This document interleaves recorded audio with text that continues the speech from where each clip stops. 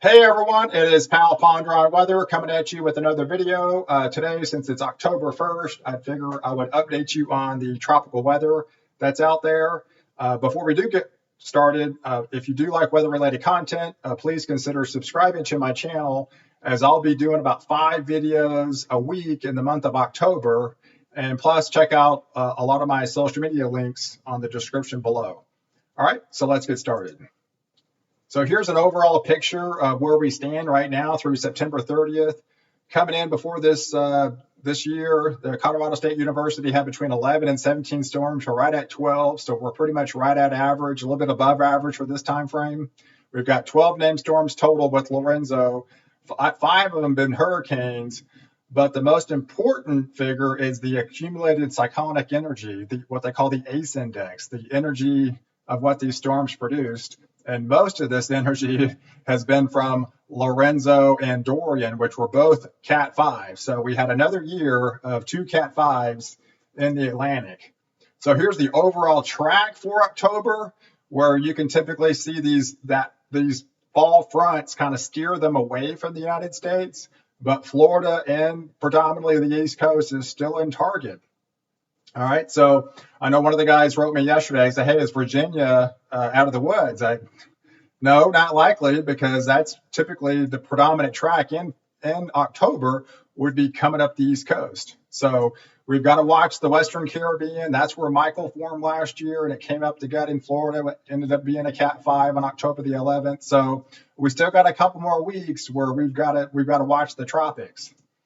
So here's the overall storm developments in October since 1851, and you can see where most of them have come to fruition is in the Western Caribbean, where Michael formed last year. So this is the area we're going to be watching over the next couple of weeks of something to develop. And you can see the main development region, it's kind of squashed down with shear, and especially up the East Coast, the water temperatures typically this time of year aren't as warm. So most of the time they don't get started around this area. Here's the overall hurricane probability and the timeline. So you can see October is still a fairly active month as far as hurricane development. So between now and the next 2 weeks is fairly active, and it definitely tails off after the 20th. So, and hurricane season lasts all the way through November 30th, and gosh, there's been storms in December, even a couple in January in 2005, but I don't think it would be that bad this year. Here's the overall MJO, which I look for a lot, and we've been stuck in phase 1, and we're still going to be stuck in phase 1 for 2 weeks. I can't believe it. But this is typically a favorable phase for tropical storm development, 8, 1, and 2. So after it comes out of 1, we're going to go into 2. So that tells you the next couple of weeks we still have to watch the tropic because of the MJO and the probability and just the time of year of storms happening. Here's the overall satellite picture of where we're at. You can see Lorenzo, and we'll kind of zoom in later. There's a little feature around the Western Caribbean that the National Weather Service gives a 20% chance of development. And then we have Nadra coming up the Pacific, and this is giving more additional moisture in Texas where they kind of need it, not where they really need it, but it's mainly coming up in the monsoon season and the deserts of New Mexico. Here's a close-up Lorenzo, and that's incredible storm still. This was the easternmost Category 5 ever by a mile, actually. So it hit Category 5 the other day. It was 160 miles per hour winds. Fortunately, it didn't stay there that long, but now it's still 100 miles an hour, and it's got a fairly pretty healthy eye, and it's actually going to be impacting the Azores Islands and eventually Ireland, if you can believe it that. And here's an overall picture of where Lorenzo is.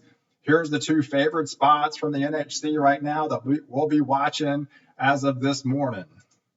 So here's the track of Lorenzo, and you can kind of see it's impacting the Azores Islands tomorrow afternoon with sheared hurricane force winds, and it's still potentially might be a hurricane, maybe a strong tropical storm impacting Ireland. That would be the first time since Gordon in 2012. So you got to be looking out for that later on at the start of the weekend, at the end of Friday, of some sort of heavy rain bands, tropical storm, hurricane force wind gusts coming into Ireland.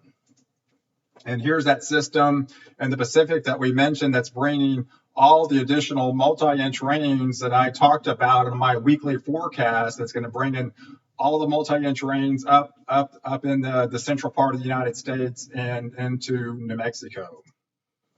Here's that little feature in the Gulf of Mexico and the Western Caribbean. The latest probability map shows a fairly healthy possibility this might develop into a weak tropical depression. But again, like we've seen a lot of these systems, we have to watch this. There's a lot of shear around this. So I'm not expecting too much from this system, but what I am expecting is pretty much another heavy rainmaker, and we can kind of see that on the next slides. And here's the latest track, the precipitation outlook for the next 10 days on the Euro model, and it kind of shows this kind of hanging around and maybe potentially getting sheared from that front that's going to be coming in that we talked about, this upcoming cool down over the next week that's going to keep this thing south. We have a saying in Texas, the first fall front of the year puts Texas in the clear. And, hurricanes don't like cold fronts. So they typically move away from those and get sheared off. And you can see that track, what I showed you at the beginning, where most of them get steered off into Florida and potentially up the East Coast. So this area of the United States is pretty clear. What we have to watch out for in Texas is from the Pacific. And typically around mid-October is when it really kicks in, where these storms pull up the Baja and get wrapped up into the jet stream, get wrapped up in some of these fronts, and hopefully bring us some much needed rain in the second half of October. So that's what I'm kind of looking for, is some sort of tropical development here that's going to bring us additional moisture in the second half of October from a tropical system.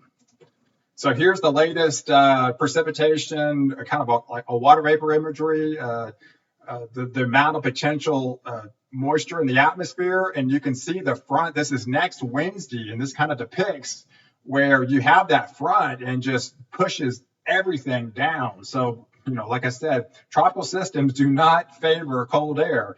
And you can see this clearly keeps it away from the United States and pushes it into Florida. So this time next week, you might be getting some healthy rains in the state of Florida from some sort of leftover tropical system on a sheared basis.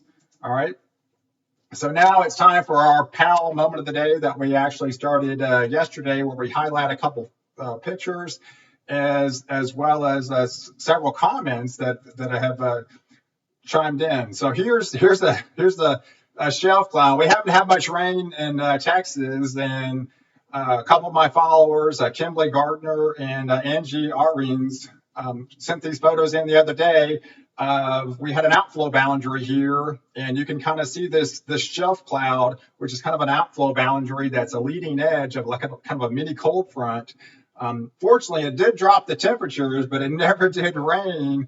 The rain actually kept back of it, but I appreciate them sending these in of these awesome shelf clouds. And actually, Robert Diaz chimed in with his favorite memory from Bangor, Maine, when he moved back in 2016, where they had an incredible blizzard that year and dumped 34 inches of snow. That's pretty incredible, Robert. 3 feet of snow. I wouldn't know what to do with that in Texas.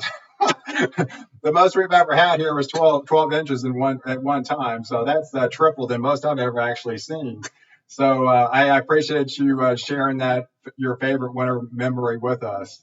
Hey, thanks for tuning in. I hope you guys learned a lot on the tropics of what might be coming up in the month of October. If you did gain value in this video, please consider subscribing to my channel, and definitely catch me in the next video where I protect you before and after the storm.